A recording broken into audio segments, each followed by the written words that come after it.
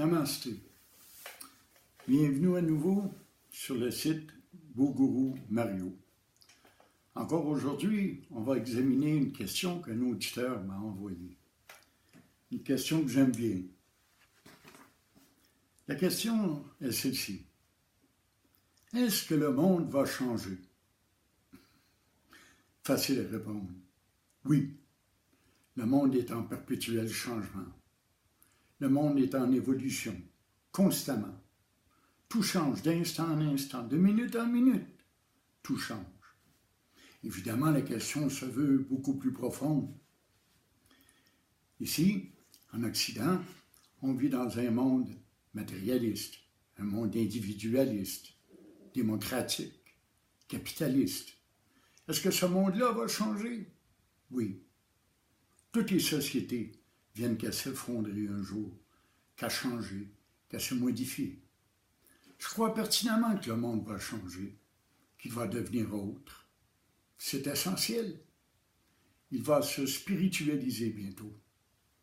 Nous sommes rendus à la fin d'un cycle qu'on appelle le Kali Yuga, le dernier des cycles, l'âge de fer, où tout s'écroule, où la spiritualité a perdu son sens, perdu sa place, perdu sa domination. Mais ça va changer, ça change dans le siècle qu'on est. C'est en train de se produire. J'espère en faire partie. J'espère être parmi ceux qui vont vous aider à vous éveiller, à découvrir votre véritable nature.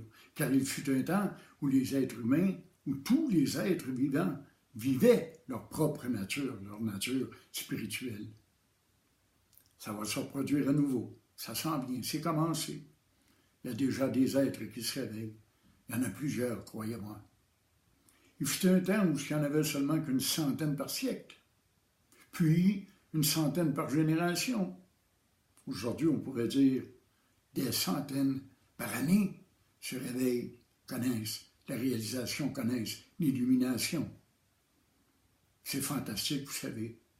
C'est un monde merveilleux et fantastique. Bien sûr, le monde est en perpétuel changement. Puis ça change pour du plus. Ça change de façon positive, d'après moi. Ça peut paraître être pire, mais en vérité, c'est beaucoup mieux. Vous savez, dans ce monde, tout est éphémère. Tout passe. C'est une question de temps. L'auto qu'on achète, qui est si belle au début, qui fonctionne si bien, va devenir une vieille ferraille un jour. Les aliments vont se gâter. Les animaux de compagnie nous quittent. Les gens qu'on aime meurent. Nous aussi, nous sommes appelés à disparaître, comme le reste du monde, comme le reste de la société. Oui, le monde va changer, puis oui, le monde va s'améliorer. Un jour, nous aurons des esprits plus collectifs, plus universalistes. On s'occupera davantage de nos frères qui sont dans la souffrance. Rien ne dure. Tout passe. La souffrance aussi passe. Les douleurs, les souffrances, les peines, les chagrins. Mais le bonheur aussi, la paix aussi. Tout ce qu'on peut connaître de positif aussi vient qu'à passer. La vie est ainsi faite, il y a des hauts, il y a des bas. Partout où il y a une bosse, il y a un trou. C'est comme les chemins au Québec. On vit à une époque fantastique, mes amis. Une époque auquel de grands hommes ont rêvé, ont souhaité, ont travaillé à accomplir, à réaliser. Une époque de technologie, comme jamais on en a connu. Une époque d'information universelle. Une époque de biens matériels et d'abondance, du moins pour une partie de la planète. Nous vivons la fin d'un cycle, je vous l'ai dit, et le début d'un nouveau. Et ce nouveau, c'est l'âge d'or. Un âge où l'aspect spirituel de la vie va reprendre le dessus, va reprendre sa place. J'ai tellement hâte que ça se réalise. C'est pour ça que je fais ce que je fais. Pour aider, pour favoriser l'apparition de l'éveil chez les gens. La vie est faite de façon cyclique.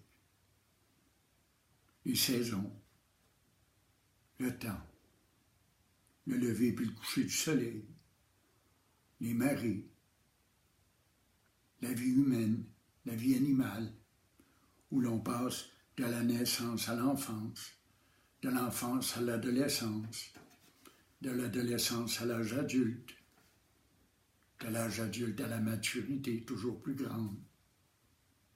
Puis la maturité laisse place à la vieillesse et à la fin.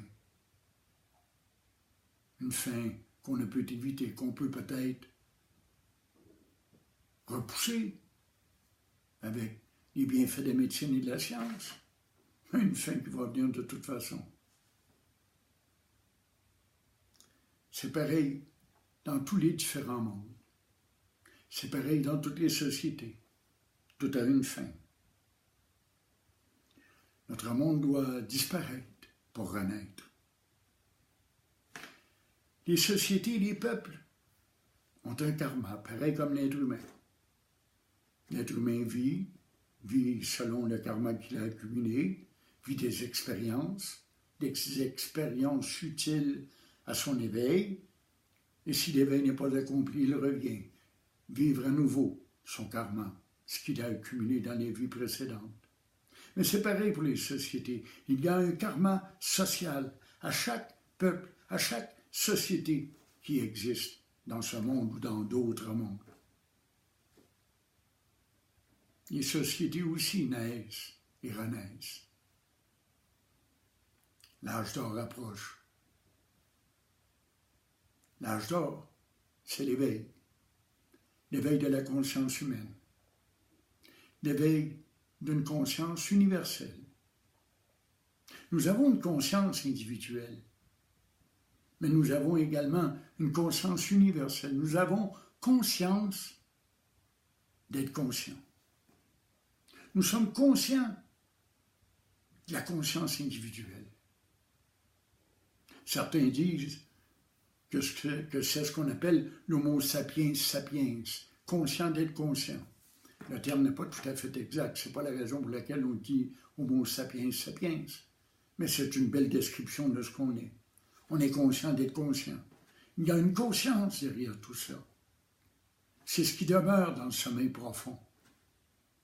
Quelque chose demeure dans le sommeil profond, parce qu'à notre réveil, on dit « Ah, comme j'ai bien dormi, comme c'était bon, comme j'étais bien, j'étais heureux. » C'est cette conscience-là qu'on doit retrouver.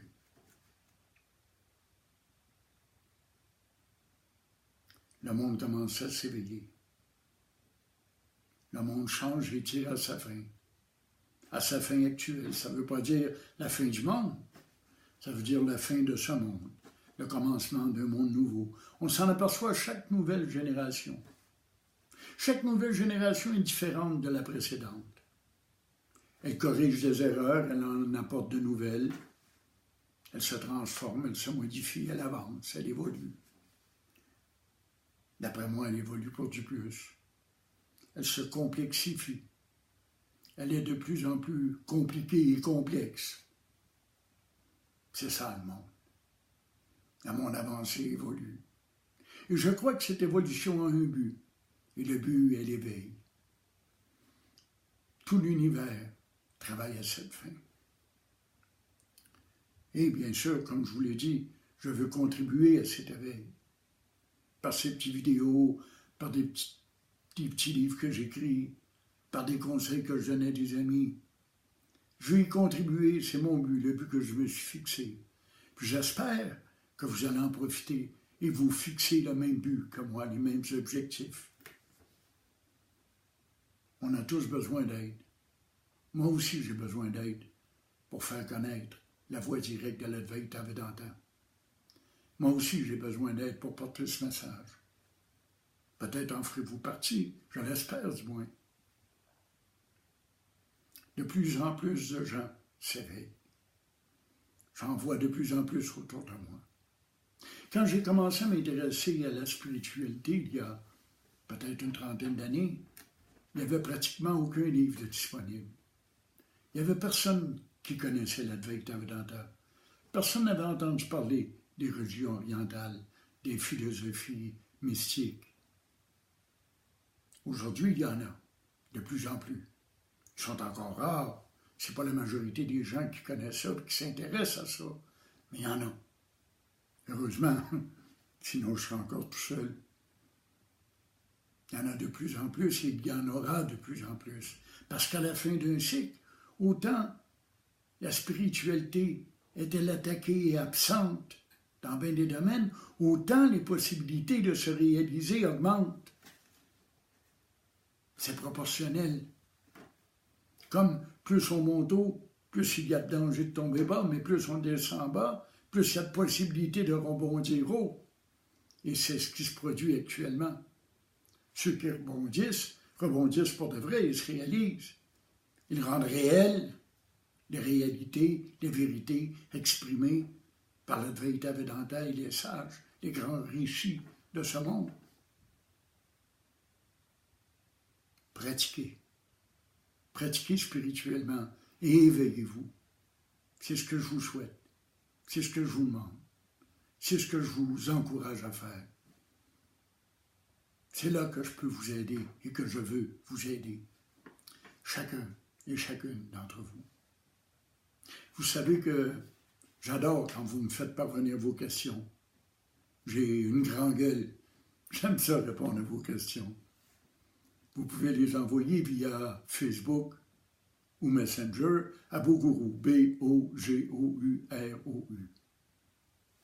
Ça me fait toujours un plaisir de lire vos commentaires également. Et vous savez que vous pouvez vous abonner à ma chaîne et la partager, la faire connaître à vos amis ou à ceux qui en ont besoin. Vous savez également que les toiles derrière moi sont de moi. Je suis artiste peintre. J'adore ça. C'est presque une forme de méditation. Et ces toiles-là sont disponibles, sont à vendre sur un site qui s'appelle, sur Facebook évidemment, un site qui s'appelle Artiste peintre, Mario Martel, toile à vendre. N'ayez crainte. Le monde change, mais il change pour le mieux. Bonne journée.